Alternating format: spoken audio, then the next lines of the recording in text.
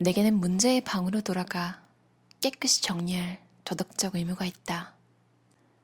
그런데 문제는 내가 그 잡동사니를 깨끗이 치우고 싶은 것에 그치지 않고 그 방을 아름답게 꾸미고 싶다는 것이다. 내게는 내 방, 우리 집, 그리고 내가 사는 동네를 어떻게든 꾸미고 싶은 절실한 욕구가 있다. 어떤 것을 아름답게 꾸미는 것은 어렵지만 놀라울 정도로 가치 있는 일이다.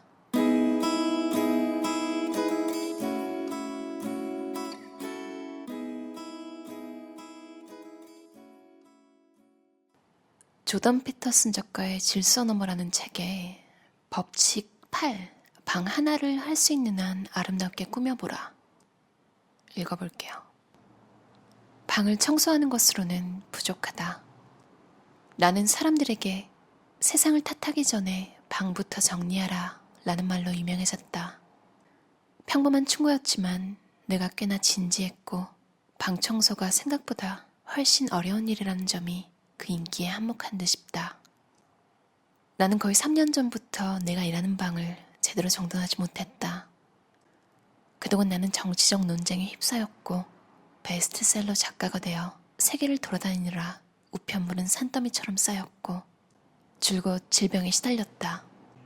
너무 많은 변화가 생긴 탓에 내 삶은 혼돈에 휩싸였고 나는 어찌할 바를 몰랐다. 이 때문에 나를 위선자라고 비난하는 사진이 인터넷에 떠돌아다닌다. 정작 자기 자신은 못하면서 사람들에게 세상을 바꾸려 하기 전에 방부터 청소하라고 말하다니. 의심의 여지 없이 내 방의 상태는 당시 엉망이었던 내 상태를 반영하고 있었다. 여행을 떠났을 때처럼 집에 하루하루 물건이 쌓이고 온갖 것이 내 주변으로 모여들었다. 내 방이 난장판이 되는 동안에 다른 방들은 깨끗이 하고 살았다. 나는 그 잡동사니를 깨끗이 치우고 싶은 것에 그치지 않고 그 방을 아름답게 꾸미고 싶었다. 내게는 내 방, 우리 집, 그리고 내가 사는 동네를 어떻게든 꾸미고 싶은 절실한 욕구가 있다. 어떤 것을 아름답게 꾸미는 것은 어렵지만 놀라울 정도로 가치 있는 일이다. 삶에서 하나라도 아름답게 꾸밀 줄 아는 사람은 이미 미와 관계를 맺은 셈이다. 여기에서 출발해 우리는 삶의 다른 요소들과 세계를 아름답게 꾸밀 수 있다. 이는 신성함으로 갈 수 있는 초대장이며 유년기의 불멸성 그리고 초월자의 진정한 아름다움과 위험에 다시 연결되는 행위다. 큰맘 먹고 도전해볼 가치가 있다. 우리는 우리 문명이 축적해온 지혜를 터득하기 위해서 예술 그리고 문학과 인문학을 공부한다. 예술을 공부하겠다고 마음먹었는가? 아주 좋은 생각이며 반드시 필요한 일이다. 인간은 어떻게 살아야 하는지를 오랫동안 고민해왔고 이상하지만 비슷할 게 없을 정도로 다채로운 작품을 많이 남겼다. 이런 문화유산들을 길잡이로 활용하면 어떤 일이 생길까? 시야가 더 넓어지고 계획은 더 원대해질 것이다. 다른 사람들 더 현명하고 깊이 있게 고려할 것이다. 자기 자신을 더 잘 돌보게 될 것이다. 현재를 낳은 과거의 뿌리를 이해하고 훨씬 신중하게 결정할 것이다. 더 주체적인 사람이 되어 주변 사람의 압력, 인기, 유행, 이데올로기에 덜 휘둘릴 것이다. 예술은 문화의 토대다. 예술을 통해 우리는 심리적 통일성을 이루고 다른 사람들과 평화롭게 지낼 수 있다. 사람이 떡으로만 살 것이 아니요 라는 말은 아주 정확한 지적이다. 우리는 아름다움으로 산다. 우리는 문학으로 살고 예술로 산다. 인간은 아름다움과 연결을 맺지 못하면 살지 못한다. 아름다움이 없는 인생은 너무 짧고 암울하고 비극적이다. 아름다움을 삶에 들일 때 우리는 초월자의 경이로움을 이해하게 되고 파괴적인 분노에 휩싸이는 대신 감사하는 마음을 갖게 된다. 미래에 집착했던 나는 저도 모르게 긴장의 끈을 조이고 다음에 할 일을 걱정했다. 조바심은 내 삶을 효율적으로 만들어주었지만 아름다움과 의미 그리고 가족과 함께하는 기쁨은 내 손에서 빠져나가고 있었다. 나는 엄밀하고 예민하고 목표 지향적이었으며 시간을 허투루 쓰지 않았지만 그런 효율성, 성취, 질서를 위해 많은 걸 외면해야 했다. 내 눈은 더 이상 세계를 향해 있지 않았다. 나는 최대 속도와 최소 비용으로 항행하는데 필요한 몇 가지만 보고 있었다.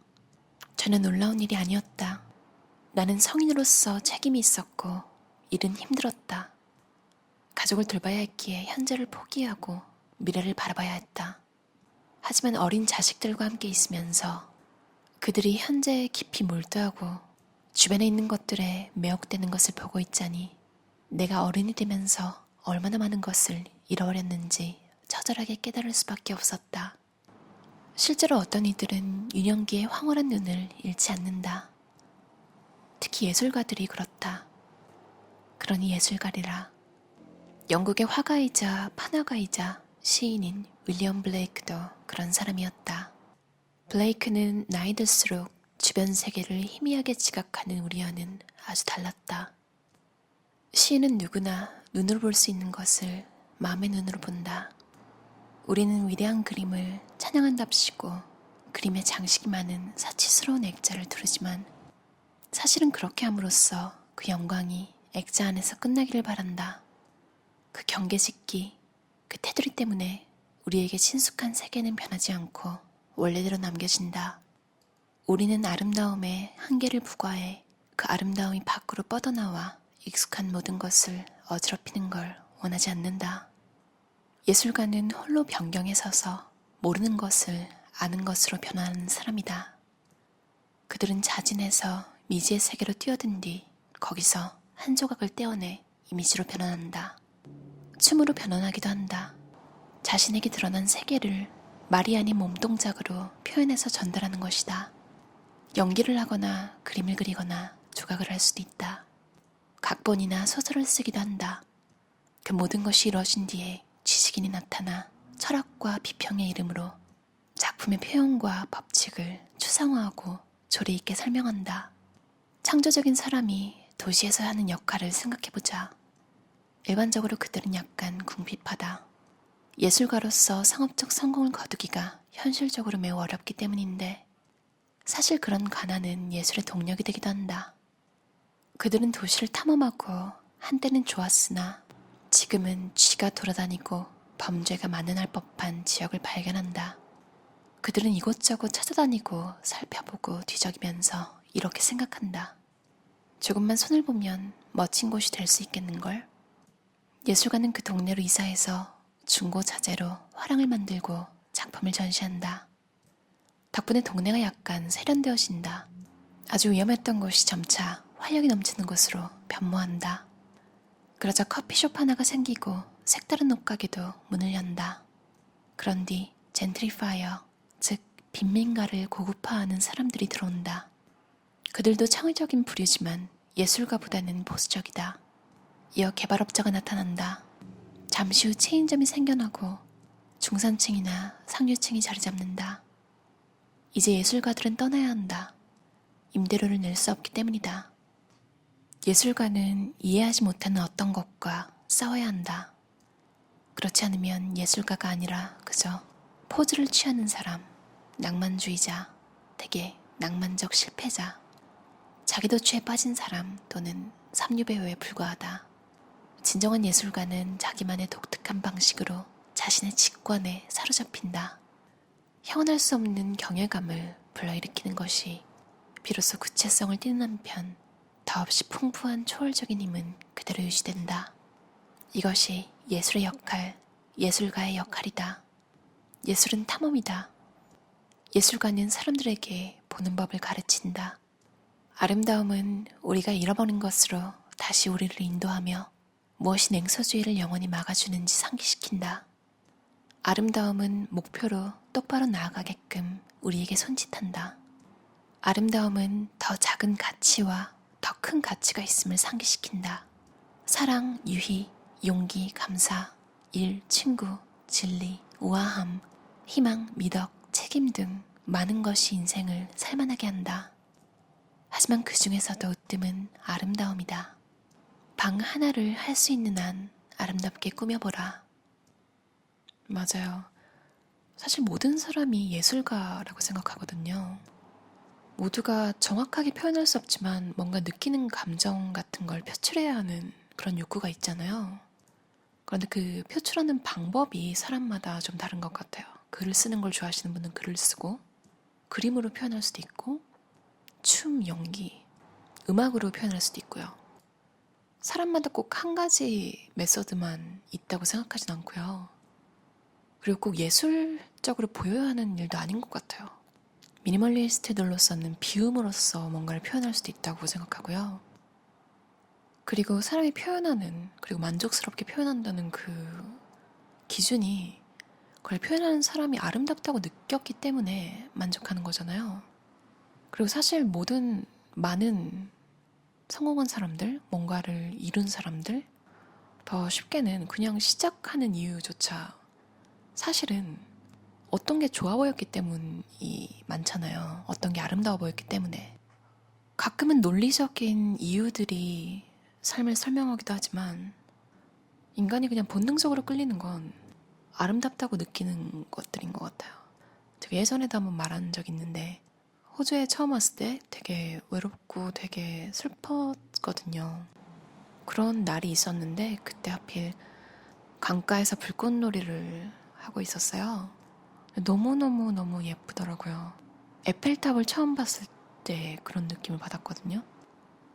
정말 크고 너무너무 신기했어요. 웃긴 게 상상하라면 지금 그걸 똑같이 상상할 수 없는데 그걸 봤던 느낌? 그때 내가 느꼈던 느낌은 기억이 나요. 뭐 이런 물질적인 것들을 봤을 때 아름다움일 수도 있겠고 인류애 같은 게 느껴지는 것도 있잖아요. 좀 사람이 사람을 돕거나 감동스러운 것들, 그런 것도 아름다움이 될 수 있는 것 같아요. 제가 그 불꽃놀이를 말로 표현할 수가 없잖아요. 그러니까 너무 엉성하잖아요. 이렇게 얘기로만 하는 게. 근데 만약 제가 예술로 표현할 수 있는 메서드가 있다면 그런 걸로 표현할 수 있겠죠. 구구절절 막 얘기는 했는데 그냥 간단하게 얘기하면 사람이 답답하고 우울증 막 걸릴 때가 하고 싶은 말 못할 때도 있잖아요. 그러니까 말은 할 수 있는데 내가 느끼는 감정을 제대로 표현할 수 없을 때 그때 굉장히 더 답답함을 느끼는데 그래서 감정에 이름 붙이기라는 요법도 있잖아요. 실제로 그게 많은 도움이 되기도 하고요. 잡담이 길어졌는데요. 얘기하면서 생각하니까 사람의 인생이라는 게 아름다움을 발견하고 감동받고 또 그걸 자기 나름대로 표현하고 그 표현하는 방식을 발전시켜 나가는 게 삶이 아닌가 이런 생각도 들어요. 미니멀리즘도 저는 일종의 예술이라고 생각하거든요. 예술이자 기술. 비워본 사람이 더 잘 비우잖아요. 여백의 미를 아는 사람들이라고 생각해요. 그리고 이것도 감각이라고 생각해요. 이게 뭐 타고나야 되는 건 아니고요. 하면 할수록, 공부하면 할수록 늘어나는 기술이자 라이프 스타일, 삶을 표현할 수 있는 수단이라고 생각해요. 여러분도 어떤 면에서 매료가 됐기 때문에 미니멀리즘을 실천하고 계시는 거잖아요. 이 비우는 기쁨을 아는 것만으로도 사실 좀 운이 좋은 것 같아요. 우리들은. 그냥 그런 생각을 해봤어요. 오늘도 들어주셔서 감사합니다. 편안한 밤 보내세요.